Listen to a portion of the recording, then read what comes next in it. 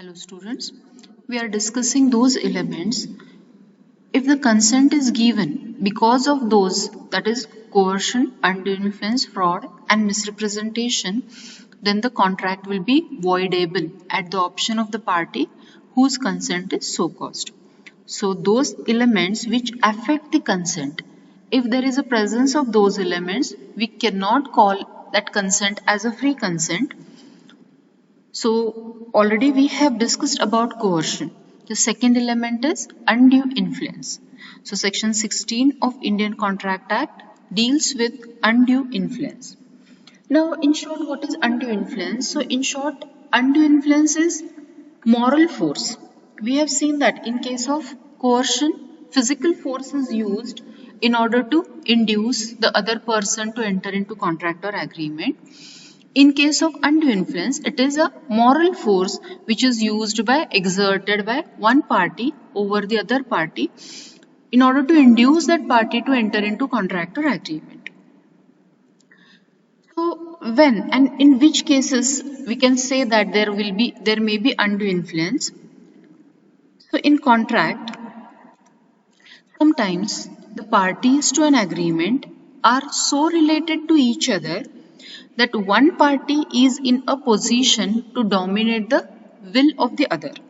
So whenever a contract is entered into two parties, one party is in a dominating position, one party is in a superior position, and that party has a superiority, and because of that superiority, the one party may dominate the will of the other party. In this case, in such agreements, one party is compelled, is forced to enter into an agreement against his wish. The party does not want to enter into contract or agreement, but he has to enter into agreement because of undue influence which is exerted by the other party. So the party who is in a dominating position uses his superiority and he compels the other party to enter into contract or agreement against the will of the other party.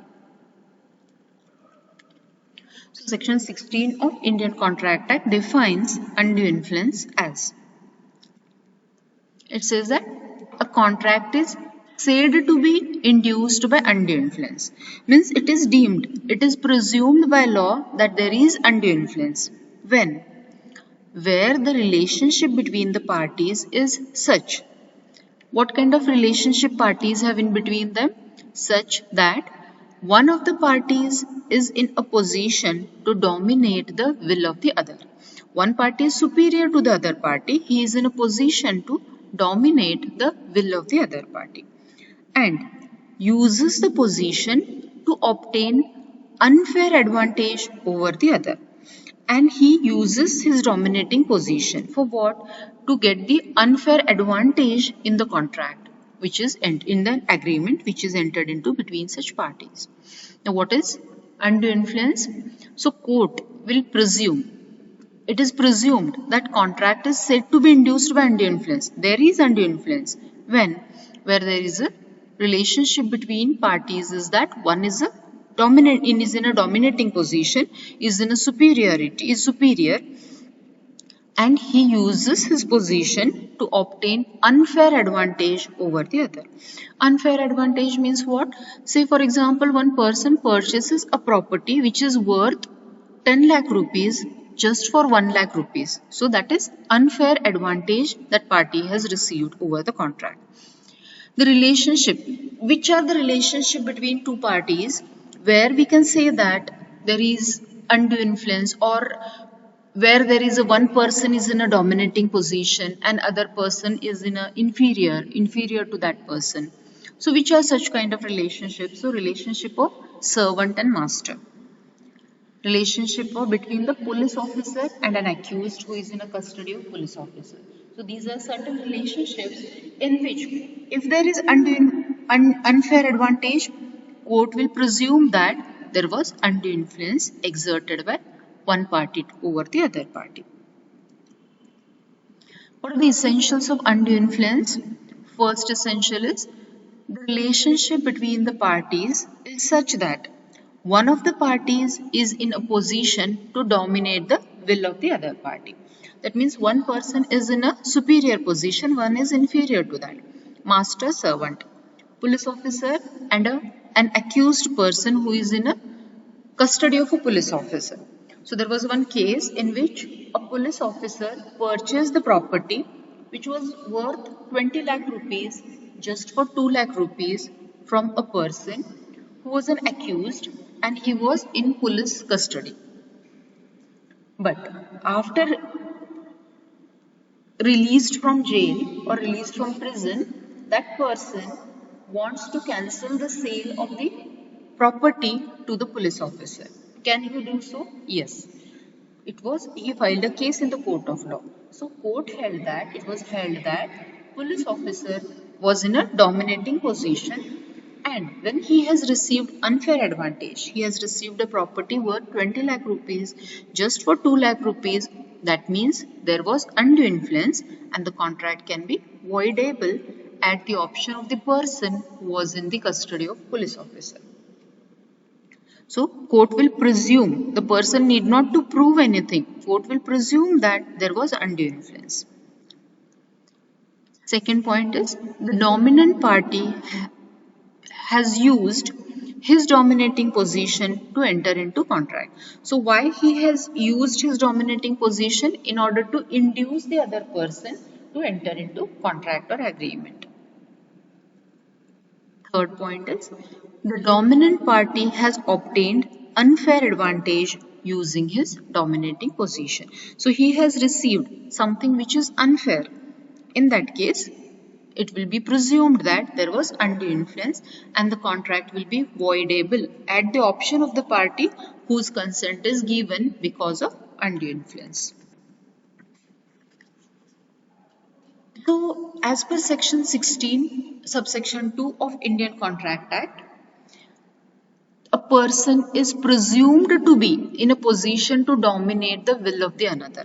So, when court will presume, means assume, no need to prove, it will be deemed that one person is in a position to dominate the will of the other person.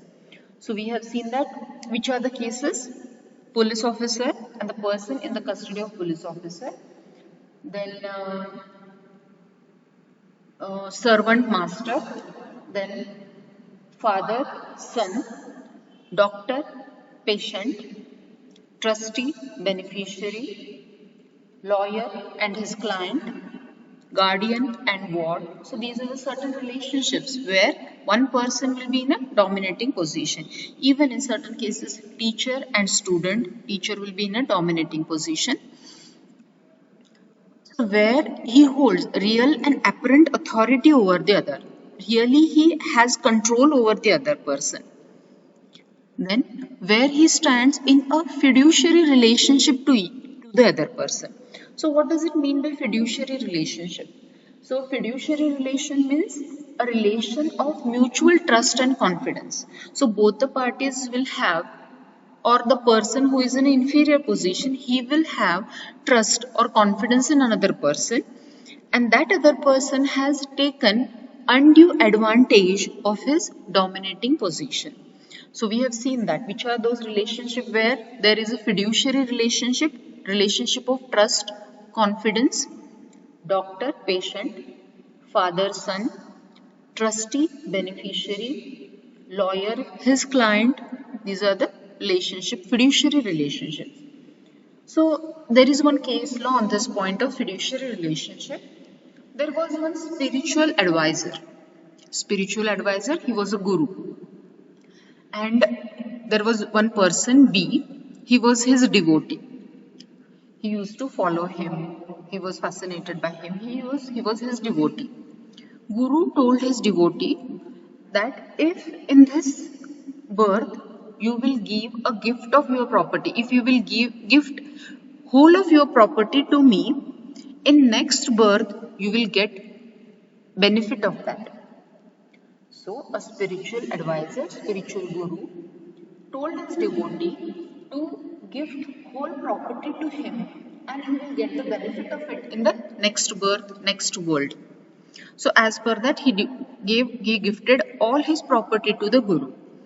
So here it was considered that afterwards he realized what he has done and it was a wrong thing. Then he went and filed a case in the court of law. Court considered that, court presumed that it's a relationship of fiduciary relationship between a guru and his devotee, and in this case this consent or agreement was induced by undue influence and it will be voidable at the option of the devotee who has given all his property by way of a gift to the guru. Next point is where he makes a contract with a person whose mental capacity is temporarily or permanently affected. Because of what? Because of age, illness, mental or bodily distress, etc. When there is a contract and dominating person makes a contract with such a person whose mental capacity is affected because of age, illness, or that person is in distress, either mental distress or bodily distress. So there was one case on this point. There was one Hindu poor widow. There was one poor widow and she was in need of money. And it was forced by moneylender to her that she agreed to pay very exorbitant rate of interest. Rate of interest was almost 50%. That was exorbitant rate of interest which was charged, but at that time she agreed for that rate of interest because she was in need of money. Badly she was in need of money. So it was held that there was undue influence upon her. She was in mental distress because of the need of money and the court reduced the rate of interest. So these are the cases in which we can say that there was undue influence and when the consent to a contract is given. Because of undue influence, that contract will be voidable at the option of the party whose consent was so caused. Thank you.